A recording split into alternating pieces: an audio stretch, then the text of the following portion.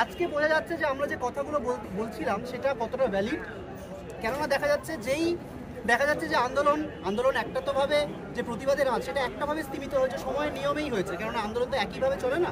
আজকে পরীক্ষা চলছে, আমরা কর্মবিরতি ছেড়ে কাজে ফিরেছি, তো সেই জায়গা থেকে যেই একটা দেখা যাচ্ছে যে আন্দোলন খানিকটা হলেও স্থিমিত হয়েছে, অন্তত রাজপথে সবসময় আমাদের দেখতে পাওয়া যাচ্ছে না। সেই সুযোগটা নিয়ে দেখা যাচ্ছে যে ঠিক আমরা নবান্নের মিটিংয়ে দেখেছিলাম যে স্বয়ং মাননীয় মুখ্যমন্ত্রী, আমরা যখন বলেছিলাম এই অভিজ্ঞ বিরূপাক্ষরই নাম করেছিলাম, তখন তিনি বলেছিলেন যে অভিযোগের যে ব্যাপারটা তিনি তখন বলেছিলেন, আজকে তারই প্রতিফলন। রাজ্য সরকার সরাসরিভাবে এই যে থ্রেড কালচার বলুন, যে ভয়ের রাজনীতির যারা কাণ্ডারি তাদের পক্ষে দাঁড়াচ্ছে, তাদের সরাসরি পক্ষে দাঁড়াচ্ছে, এবং তারই প্রতিফলন আজকে এই জিনিসটা দেখা যাচ্ছে। এবং এটা একটা বার্তা দেওয়া যে তোমরা আন্দোলন তো অনেক আন্দোলন করলে আসলে কিছু হলো না, আমরা আসলে যে লোকগুলো থাকার সেই লোকগুলোকেই আমরা রাখবো, তোমরা যে ভয়ের রাজনীতি বিরাজ করছিল সেই রাজনীতি আমরা করব, সেই ক্ষমতার রাজনীতি করব, সেই ভয়ের রাজনীতি চালাবো, এবং একটা অভয়া কেন 10টা অভয়া হয়ে গেলেও তোমাদের এই আন্দোলনকে আমরা পাত্তা দেবো না। আমরা বলতে চাই আজকে আমরা ওয়েস্ট বেঙ্গল জুনিয়র ডক্টরস ফ্রন্টের পক্ষ থেকে, আপনারা দেখতে পাচ্ছেন আমরা এই ব্যস্ততার মধ্যেও আমরা এখানে এসে পৌঁছেছি। আজকে আমাদের সিনিয়র যে ডাক্তাররা রয়েছেন, সিনিয়র স্যার ম্যামেরা রয়েছেন, তারা আজকে অবস্থান করছেন ওয়েস্ট বেঙ্গল মেডিকেল কাউন্সিলের সামনে।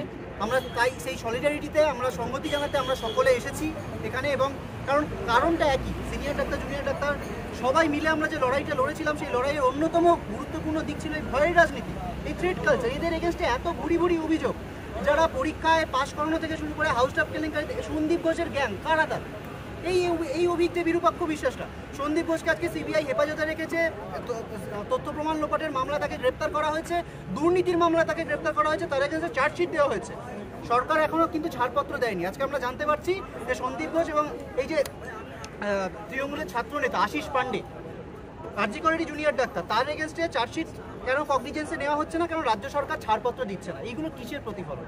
এগুলো এটারই প্রতিফলন যে এই যে থ্রেড কালচারের যারা কাণ্ডারি, থ্রেড কালচারের যারা মানে কি বলবো পান্ডা, সিন্ডিকেটের পান্ডা, যারা প্রত্যেকটা কলেজে ভয়ের রাজনীতি চালায়, সাধারণ মানুষের স্বাস্থ্য নিয়ে ছিনিমিনি খেলে এরা, জাল ওষুধ থেকে শুরু করে দালাল চক্র থেকে শুরু করে সব কিছু এরা চালায়। আজকে সিবিআই কোর্টে বলেছে, সেই জায়গা থেকে সেই লোকগুলোকে আবার ডব্লিউবিএমসি একটা মানে এই স্যাংটিটি তো এইভাবেই আছে। এর আগে আমরা দেখেছি এর ইলেকশন নিয়ে প্রশ্ন উঠেছে, এই আদৌ যে নির্বাচনটা হয়েছিল সেই নির্বাচনে অজস্র ভুরি মানে ছাপ্পা ভোট বলুন, মানে আমরা ভাবতে পারি না যে ডাক্তারদের একটা, আমরা তো ডাক্তার জুনিয়র ডাক্তার, আমাদের তো একটা মানে কি বলবো সমাজের চোখে অন্তত একটা সম্মানের জায়গা রয়েছে, সেই সম্মানের জায়গাটা থাকছে না। এইভাবে নির্বাচন করে এই মেডিকেল কাউন্সিল গঠন হয়েছিল। আজকে যে লোকগুলোকে তারা আন্দোলনের চাপে পড়ে বাধ্য হয়েছিল একটাভাবে সরিয়ে দিতে, আজকে সুযোগ বুঝে সেই লোকগুলোকে আবার রিইনস্টেট করা হচ্ছে। ফলে তো উত্তর দিতে হবে। মানে সরকার যদি মনে করে থাকে, শাসক দল যদি মনে করে থাকে যে আন্দোলন থেমে গেছে, কেউ কোনো রিয়াকশন দেবে না, কেউ কোনো প্রতিক্রিয়া দেবে না, তাহলে ভুল ভাবছে।